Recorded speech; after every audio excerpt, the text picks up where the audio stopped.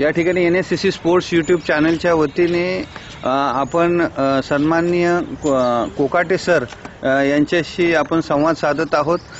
कालच या ठिकाणी शिवजयंती साजरी झाली। मराठियांचा राजा, मराठ्यांचा प्रेरणास्रोत असे शिवाजी महाराज यांच्या पुतळ्यांना सामोरं जाऊन या ठिकाणी कोकाटे सर या ठिकाणी एक भव्य मोठी अशी योजना या ठिकाणी याविषयी माहिती सांगत आहे। निमा या जी आंतरराष्ट्रीय स्वरूपाची ही संघटना आहे आणि सर्वात मोठे आणि संघटनात्मक काम या डॉक्टरांच्या संघटनेचं आहे। त्या दृष्टिकोनातून सर ही काय योजना आहे आरोग्य क्षेत्राशी संबंधित, काय सांगाल तुम्ही सर? आरोग्य क्षेत्राशी संबंधित जी आमची GPA ही जनरल प्रॅक्टिशनर असोसिएशन ही डॉक्टरांची संघटना आहे।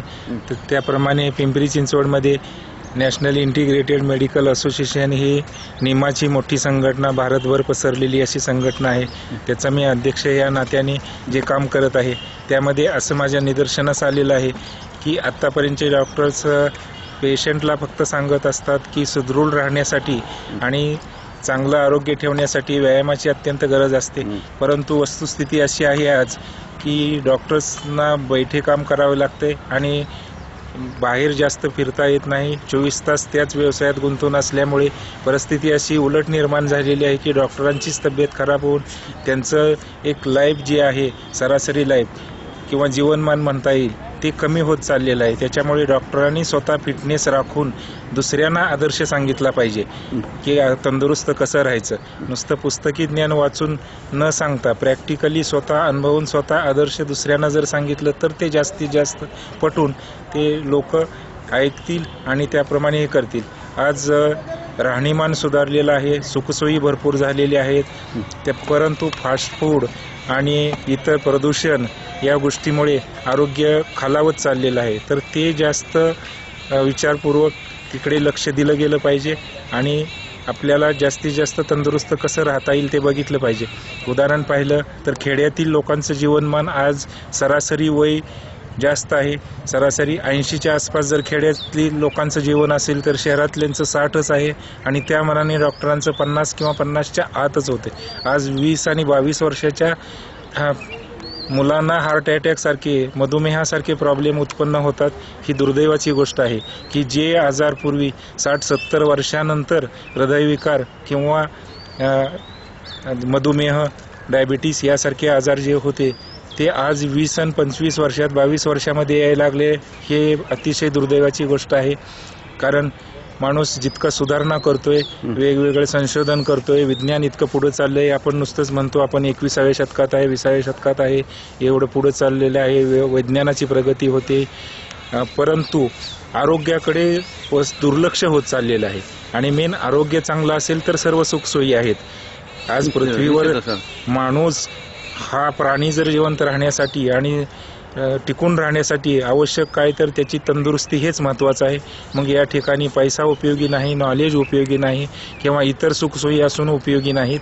तर त्या जसं डायनासॉर पूर्वी प्राचीन काळामध्ये इतका मोठा झाला, वाढत गेला, भव्य शरीर, महाकाय असं शरीर निर्माण झालं, परंतु पृथ्वीवरच्या सगळ्या त्यांनी वनस्पती खाऊन टाकल्या, सगळे प्राणी खाऊन टाकले आणि वेळ अशी आली की त्याला खायलाच काय राहिलं नाही, म्हणून त्याची जात नामशेष झाली। आज उद्या असं मानव जातीचं असं नको व्हायला की मेंदू प्रगत केला, खूप सुधारणा केल्या, सुखसोयी केल्या, सगळ्या इतर वस्तूंचा उपभोग घेतला, परंतु स्वतःच्या आरोग्याकडे दुर्लक्ष केलं, त्यामुळेच ही मानवजात नष्ट झाली। असं नको व्हायला।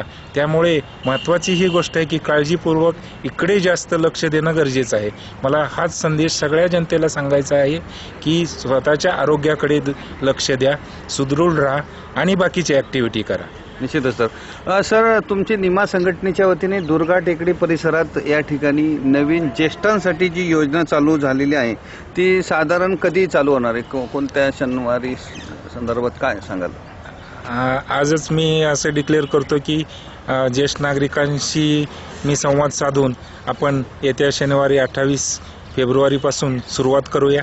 त्या ठिकाणी ज्येष्ठांसाठी दुर्गा टेकडी निगडी येथे आमंत्रित करूया आणि एक असा मोठा कार्यक्रम घेऊया।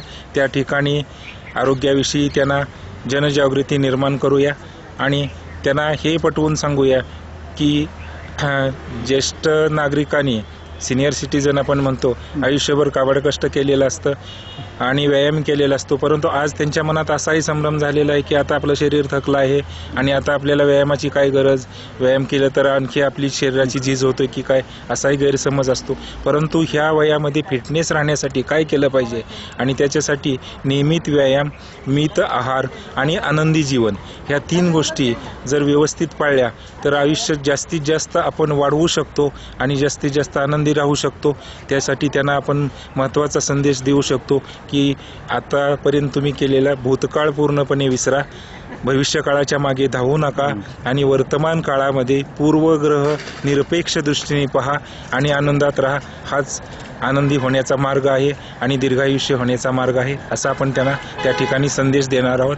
त्यासाठी आपण त्यांना आमंत्रित करणार आहोत. निश्चितच सर, या ठिकाणी जी केंद्र सरकारची जवळजवळ खूप मोठी अशी ज्येष्ठांची जी योजना आहे, 1,27,000 कोटींची ती योजना आहे आणि त्याविषयी खरं तर डॉक्टर अनभिज्ञ असताना या ठिकाणी डॉक्टर कोकाटे सरांनी या ठिकाणी खूप मोठं असं पाऊल या ठिकाणी घेतलेलं आहे आणि ज्येष्ठांची, वेटरन्सची या ठिकाणी स्पर्धा, त्यांच्याविषयी कॉम्पिटिशन हे दुर्गा टेकडीला येत्या शनिवारी होत आहे.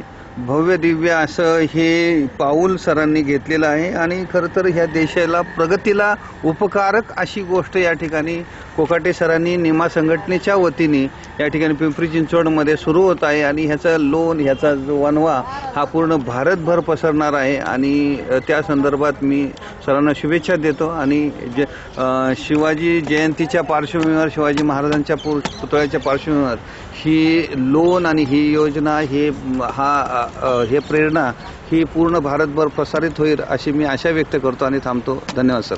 धन्यवाद.